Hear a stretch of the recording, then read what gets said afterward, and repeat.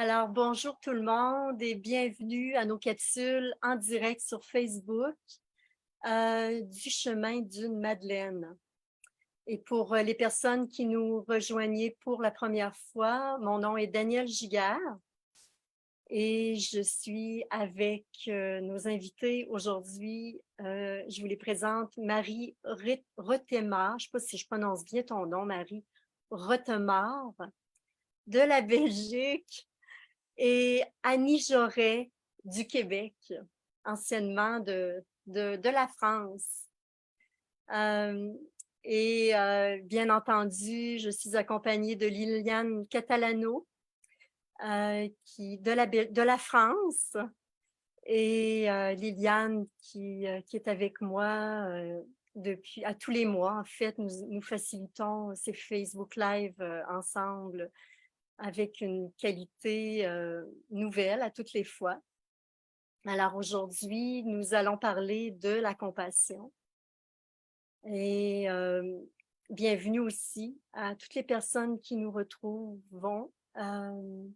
sur Facebook Live avec nous. Alors, c'est ça, vous êtes les bienvenus. On ne vous voit pas, alors la seule façon qu'on peut savoir si vous êtes bien là, c'est en nous envoyant des petits cœurs, des petits pouces. Alors, ne vous gênez pas. Nous allons parler ensemble sur la compassion. Alors, peut-être il peut y avoir des choses qui vont monter pour vous. Alors, vous pouvez laisser vos commentaires. Vous êtes vraiment les bienvenus et nous allons vous répondre par la suite.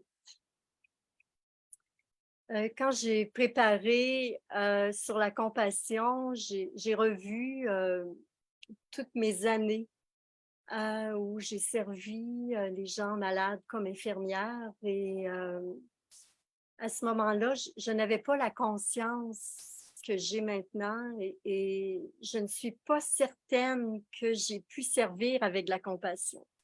Peut-être oui, mais je dirais, en sachant maintenant qu'est-ce que c'est la compassion, en écoutant Marie-Madeleine, en écoutant Diane Brenneman qui nous a parlé de la compassion, Mary Size, j'ai comme fait des pas pour aller entrer encore plus profondément dans la compassion.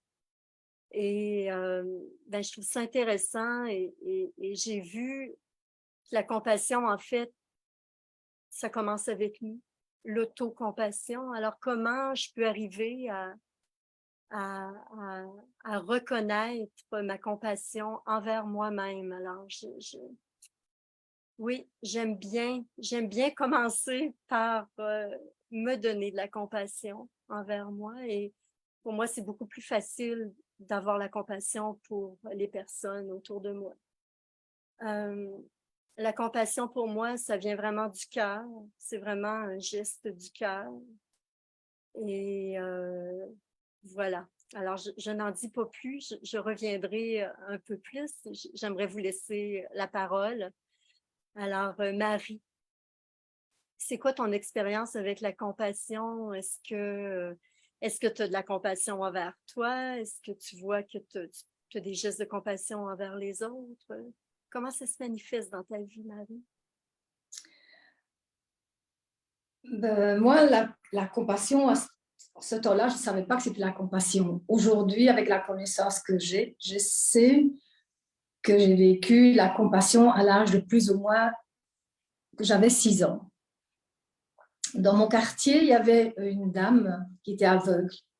Et moi, j'étais en train de jouer et sa fille se promenait avec elle. Et je suis restée vraiment scotchée en les regardant, je les observais, parce que dans ma poitrine, il y a des choses qui ont commencé à bouger, à se remplir, à déborder. Et je regardais cette jeune fille qui était enfin, petite fille qui était quelques années plus âgée que moi, peut-être 2-3 ans, pas plus. Et je voyais, enfin, je sentais, ça faisait écho dans mon cœur. C'est que cette fille-là ressentait pour sa maman. Et là, je suis restée, mes pieds sont restés collés au sol. Et je m'étais dit, oh, moi aussi, je veux servir. Je veux servir. Ça, c'était vraiment ma première expérience. J'ai su à cet instant que je devais servir les autres, les aider à comme elle faisait avec sa maman, donc aider les personnes en difficulté. Quelle difficulté, j'étais trop petite pour savoir. Mais c'est tout ce qui débordait en moi. Et pour moi, cette fille-là, elle a éveillé ce service en moi et elle a vraiment éveillé cette compassion que je ne savais pas à ce temps-là que c'était la compassion pour les autres. Ça, c'était mon expérience. Oui, merci Marie, c'est très beau. J'entends vraiment l'ouverture du cœur et je pense Ah bien qu'il oui, n'y a pas d'âge pour ça. Hein. non, non, ça débordait. On dirait que mon corps devenait trop petit pour tout qui était en train de sortir. Parce que pour moi, cette fille-là a été un miroir. Aujourd'hui, je sais qu'elle a été un miroir pour moi. Oui, oui. Mais Ah, petite, je ne merci. savais pas tout ça. Je savais seulement que je voulais faire comme elle faisait avec les autres, comme elle faisait avec sa maman. Mhm. Merci, merci beaucoup. C'est très inspirant. Et toi, Annie, de quelle façon la compassion se manifeste dans ta vie autour de l'autocompassion ou la compassion que tu vois avec les personnes dans ton entourage? On ne t'entend pas, Annie. Il faudrait que tu enlèves là, le Oui, muet. Oui, oui. voilà. Je dirais que pendant très longtemps, une quarantaine d'années, moi, la compassion s'était réservée aux grands êtres. À Jésus, Marie, je pouvais ressentir qu'ils avaient de la compassion, mais je ne sentais pas ça en moi. En fait, il y a quelque chose mon cœur s'est ouvert quand j'ai eu la perte d'un bébé et que j'ai entrepris un grand travail sur moi et que j'ai pu retrouver quelque chose qui s'était passé à l'âge de 3 ans, qui avait fait que j'avais fermé mon cœur, que je m'étais isolée, etc. Et j'ai gardé cette souffrance-là de la petite fille intérieure, en fait, hein, très longtemps en moi, pendant 40 ans. Et donc, je n'avais aucune compassion pour cette petite fille, je la jugeais, je me jugeais indigne, j'avais honte, etc. Bon, toutes les vibrations de basse fréquence. Jusqu'au jour où la personne qui m'accompagnait a manifesté et m'a surtout révélé. Elle a révélé la souffrance qui était en moi. Je n'y avais pas accès. Elle l'a révélé d'une façon avec tellement d'amour, tellement de bonté, d'affection, de bienveillance, de gentillesse, je ne sais pas quel mot je pourrais ajouter, que là, j'ai eu accès à la petite fille qui souffrait à l'intérieur de moi. Et bien sûr, j'ai pleuré, mon cœur s'est ouvert. Encore aujourd'hui, ça m'émeut. Et c'est ça, elle m'a permis de prendre soin de cette petite fille qui souffrait, que j'avais mise au placard. Et donc, je l'ai prise dans les bras, je l'ai consolée, puis j'ai continué. Après, j'ai acheté un nounours, je me suis occupée vraiment de cette petite fille. Donc, vraiment, la compassion, elle a commencé assez tard pour moi par de l'autocompassion, la compassion pour cette petite fille qui souffrait, dont j'avais nié la souffrance. Je ne pouvais pas, je n'avais pas pu. Donc voilà, c'est à travers ça, cette souffrance avec laquelle je me suis mis à la rencontre de ma souffrance pour pouvoir être en amour avec moi, en fait. Une étape bien importante, hein, Annie. Merci, c'est touchant ce que tu nous dis ce matin, cet après-midi. Merci beaucoup. Et la compassion, si on n'en a pas pour nous, c'est difficile d'en avoir pour les autres. On peut peut-être penser qu'on en a pour les autres. Oui, puis finalement, on n'en a pas tant que ça hein, parce que on n'en a pas pour soi. Alors, c'est une étape et je ne pense pas qu'il y a un âge pour ça non plus. L'important, je pense, c'est vraiment de le reconnaître et oui, merci. Merci pour ton ouverture du cœur, Annie. Merci beaucoup. Merci. Et toi, chère Liliane, comment la compassion se manifeste dans ta vie? Eh bien, moi, je suis bien en résonance avec vos partages, Marie, Annie, et toi aussi, Daniel. Et comme le disait Annie, pour moi, la compassion, c'était quelque chose de tellement beau et tellement grand que pendant longtemps, je me tenais à distance, comme si c'était juste certains êtres qui étaient capables d'être dans la compassion. J'avais la figure du Dalai Lama, j'avais la figure des maîtres éveillés, oui, Marie-Madeleine, Jésus, et j'admirais ça, mais comme quelque chose d'assez inaccessible pour moi. Et puis, petit à petit, je me suis dit, si ça me touche, c'est qu'il y a quelque chose en moi qui est touché par ça. Et quand je regarde maintenant, et l'exemple qu'a donné Marie, alors moi, le mien, il est peut-être un petit peu plus amusant, on va dire. J'allais dire ridicule, mais non, il y aurait du jugement là-dedans.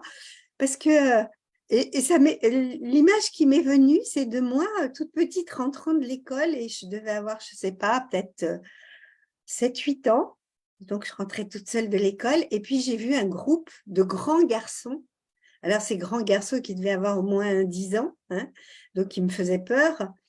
Et en fait, ils avaient attrapé une souris et ils étaient en train de se jeter la souris et de vouloir lui faire toutes sortes de choses. Et moi, j'avais ce respect profond de toute vie. Il n'était pas, il fallait, enfin, oui, toute chose vivante devait être respectée et protégée. Et alors, il y avait cette bande de, je sais pas, 5-6 garçons qui étaient tellement plus grands que moi, et moi qui étais là, et j'ai pas pu résister.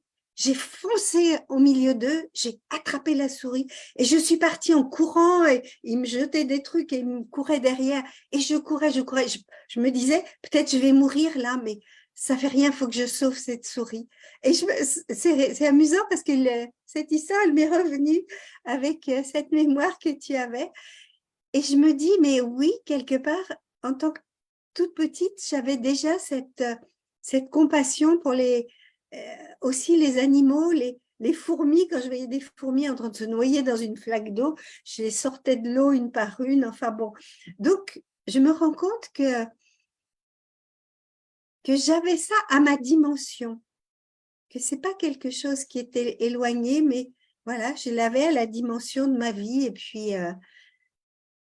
Et puis, bien sûr, avec les êtres qui m'ont entourée, où je pouvais avoir toujours l'impression que je pourrais être plus généreuse.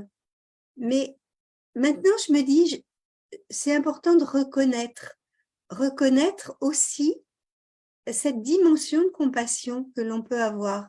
Hein, parce que il n'y a pas ces êtres qui sont magnifiques et puis nous qui sommes à côté, mais on est en chemin vers ça. Pour être plus consciente qu'on a ces qualités-là. Et c'est ça qui va nous permettre de les cultiver, de les faire grandir à l'intérieur de nous. Alors, il y a une dernière chose que j'avais envie d'ajouter, c'est que pour moi, cette compassion, je fais bien attention de la différencier de quelque chose qui serait « je souffre avec l'autre ». Parce que si je prends la souffrance de l'autre, quelque part, ma fréquence vibratoire, elle s'abaisse. Et qu'est-ce qu'il y a derrière? Quand je souffre avec l'autre, il y a peut-être « et si ça m'arrivait à moi ?» Et si, enfin, ces choses-là qui reviennent à s'apitoyer sur soi. Donc, pour moi, la compassion, maintenant, c'est vraiment veiller à qui je suis, aussi à ma fréquence vibratoire, et puis être là pour écouter, pas forcément résoudre l'histoire de l'autre ou pas le sauver. Hein, parce que peut y avoir en moi des petits tendances à être un peu sauveur. Donc, veiller à pas être là pour sauver l'autre ou lui dire ce qu'il devrait vivre, mais juste être là comme une présence silencieuse parfois ou en tout cas à l'écoute, une présence bienveillante à l'écoute. Je vais arrêter là parce que j'ai déjà dit beaucoup de choses. Merci. Merci beaucoup, Liliane. Oui, une présence ce qui me venait, une présence aimante. On n'a pas besoin de faire beaucoup de choses, hein. En fait, on a besoin de rien faire, mais par notre présence, puis comme tu disais, Liliane, on n'a pas besoin non plus de prendre ce que l'autre vit, comme Diane nous racontait le départ de son mari. Et ce que j'ai retenu de la conversation avec Mary Size, c'est que les personnes qui l'ont vraiment touchée, c'était les personnes qui prenaient vraiment le temps avec elle. Alors, ces gens-là ne faisaient pas tant de choses que ça. Mais comment ça va, Diane? Vraiment ouvrir le cœur, puis être là, puis ben, ça se ressent. Hein. Les gens le ressentent et ça fait des miracles. Hein. Alors, ben, merci pour vos beaux partages. Ben, j'aimerais qu'on puisse parler là, de Marie-Madeleine. Comment Marie-Madeleine vous inspire dans la compassion? Est-ce que vous avez des exemples à nous donner quand vous pensez à Marie-Madeleine et avec la compassion? Pour moi, Marie-Madeleine était inarrêtable, elle était intrépide. Elle savait vraiment où elle allait et elle était très engagée sur son chemin. Et elle niait pas, hein? Elle n'était pas dans le déni. C'était une femme qui était très courageuse. Alors, pour moi, c'est ça l'exemple de Marie-Madeleine. Vraiment suivre mon chemin, oui, il peut arriver toutes sortes de choses autour, mais vraiment suivre le chemin, être courageuse, être remplie de tendresse. Quand je pense à Marie-Madeleine, je la vois remplie de tendresse, puis elle était tellement présente à Jésus, elle était là jusqu'à la fin et elle a eu une manifestation sur la résurrection et c'est pas par hasard que tout ça lui est arrivé, hein. Elle était vraiment très engagée. Alors, ben, je vous laisse parler de ce qui peut venir à vous concernant Marie-Madeleine. Marie ou Annie, comme vous voulez. Je vais bien. Pour moi, Marie-Madeleine, durant la crucifixion de Jésus, elle est restée digne. Elle a aussi resté dans son centre, dans son chakra du cœur. Elle n'avait, je crois qu'elle n'avait aucune rancœur, aucun jugement sur les personnes qui ont meurtri le corps de Jésus. Elle est restée digne au pied de la croix. Et ça m'a toujours beaucoup touchée. Et plus tard, quand j'étais plus grande, que je lisais toutes ces histoires, ça m'a inspirée de toujours vouloir suivre ce chemin. Difficile, mais j'ai tellement voulu suivre ce chemin depuis enfant que j'ai eu une vie de grandes souffrances. Je crois qu'on m'a mis pas au pied de la croix de Jésus, mais assez de choses pour que je puisse vivre ce que j'ai toujours demandé depuis enfant, quoi. Et ben, grâce à elle aussi, parce qu'il y a toutes mes demandes à la divinité, j'ai pu surmonter tout ce qui est arrivé sur ma route. Et ce qui a été extraordinaire, aujourd'hui je le sais, quand ça m'arrivait, je ne le savais pas, que malgré tout ce que j'ai pu subir, j'ai toujours pardonné. Je n'ai jamais vraiment eu, au plus profond de moi, de ressentiment. Il y a juste que je ne comprenais pas pourquoi ces choses m'arrivaient. Donc, avec le temps, je me suis dit, mais oulala, tu avais demandé de vivre tout ça quand tu étais enfant. Maintenant, tu dois faire avec. Donc, j'ai chaque fois essayé de faire mon mieux pour surmonter tous ces obstacles. Et je me suis dit, oui, ben, si Marie-Madeleine, au pied de la croix de son bien-aimé, elle a pu pardonner à toutes ces personnes, et en plus, elle faisait ce travail pour l'humanité, tu peux aussi suivre ses pas. Et pour le moment, j'en suis là. Je fais de mon mieux pour suivre ses pas. Merci Marie. J'entends que c'est un exemple dans ta vie, Marie-Madeleine. Oui. Oui. Merci. Mais on doit faire attention avec ce qu'on demande. bien sûr. Parce qu'on est entendu. Oui, merci beaucoup. Et toi, Annie? Ben je suis rejointe pas mal par ce que tu dis, Marie. Ce qui me vient en premier, c'est de dire que pour moi, Marie-Madeleine, elle est compassion, c'est un état. C'est pas seulement quelque chose qui, elle est là à chaque instant de son existence, elle a été et elle est compassion, dans le sens où elle est là pour servir, elle est là pour l'autre. Elle entend, elle écoute, elle voit la souffrance de l'autre. On peut lire dans ce qui s'est passé avec Jésus, qu'elle était souvent auprès de Jésus, prête à accompagner Jésus, à presque devancer pour montrer quelqu'un qui avait besoin. Elle est vraiment là dans l'amour total. Et c'est ça, elle a su garder ses vibrations de très haute fréquence malgré tout ce qu'elle a vécu. Hein? Malgré bon, lapidation, crucifixion, elle a su s'élever vraiment, rester dans ses vibrations de haute fréquence.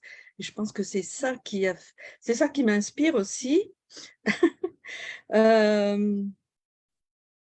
Et puis je dirais que la compassion de Marie-Madeleine m'inspire le pardon, m'a inspiré le pardon. Tu en as parlé, Marie.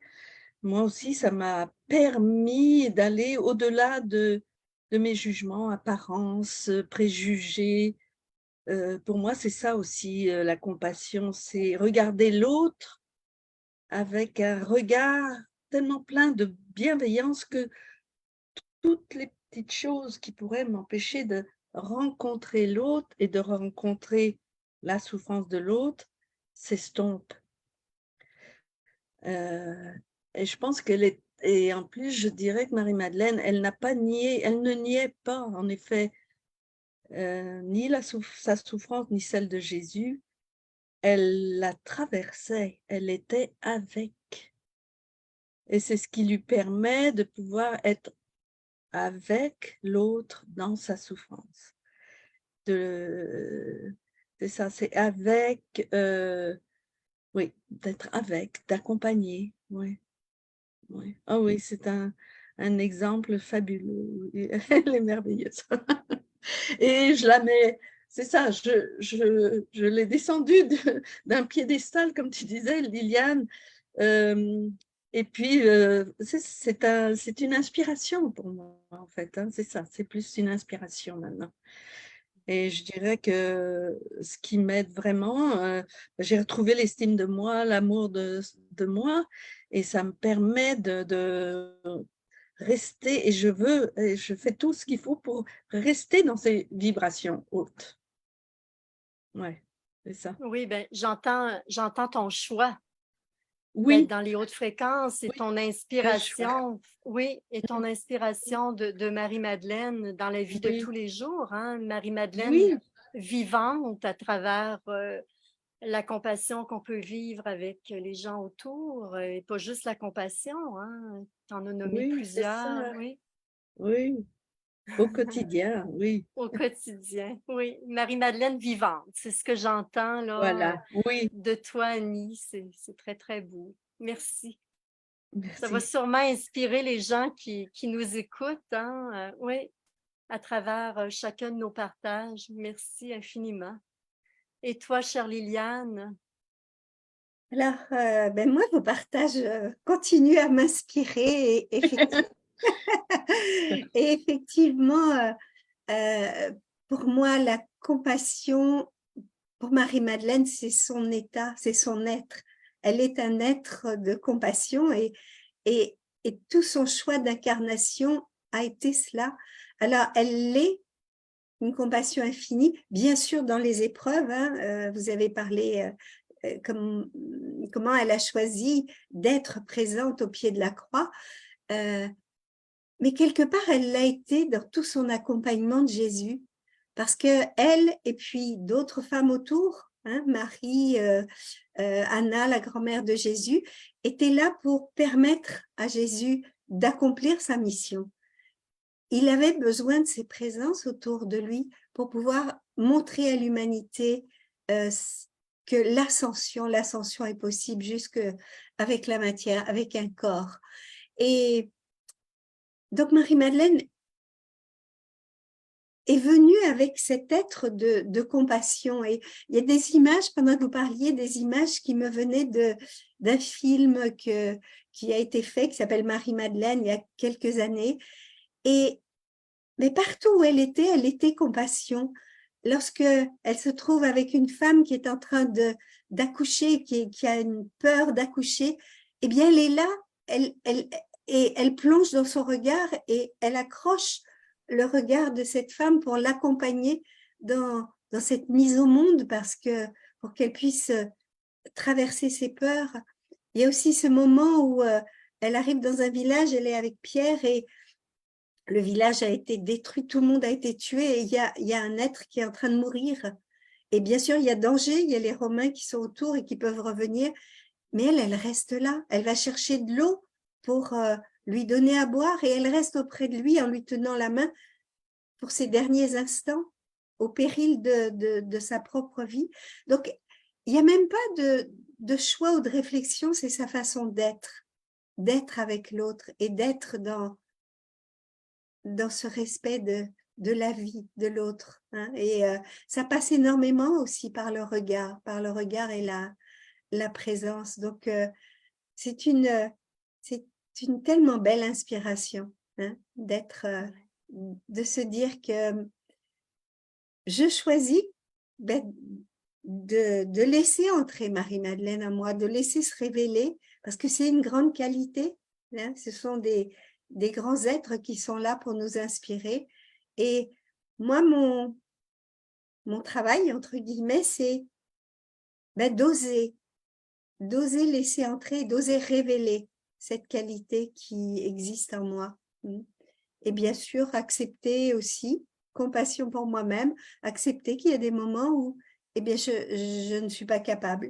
Il y a des situations où peut-être je ne vais pas être capable d'être dans la compassion parce que ça vient toucher des choses trop fragiles. Eh bien, compassion pour moi, que je suis en chemin. Hein. Et je crois que ça allège parce que si je me mets à me juger de ceci ou de cela, ben voilà. Tu disais, Annie, que tu veilles à tes fréquences vibratoires. Le jugement, c'est ce qu'il peut y avoir de pire pour abaisser nos fréquences vibratoires. Hein. Donc, pas de jugement, compassion aussi envers moi quand je ne suis pas à la hauteur de Marie-Madeleine encore dans certaines situations. Eh bien, je suis en chemin. Et toi, Daniel, alors? Ben, je vous trouve vraiment très inspirante. Vous me permettez vraiment d'accéder à encore plus grand dans la compassion et nous pouvons le demander à Marie-Madeleine qu'elle nous inspire par sa présence et par tous ces... Tu parlais du film, il y a des livres sur Marie-Madeleine pour vraiment nous laisser pénétrer par cette compassion, par cette qualité divine qu'elle portait. Alors, je vous la souhaite à chacune, à chacun qui nous regardait et puissions-nous développer encore plus de compassion dans notre vie, si c'est ce que nous souhaitons, pour accompagner, tu disais, Liliane, d'être capable de se retirer quand on sent peut-être que c'est trop pour nous, puis aller vers nous, c'est un grand geste.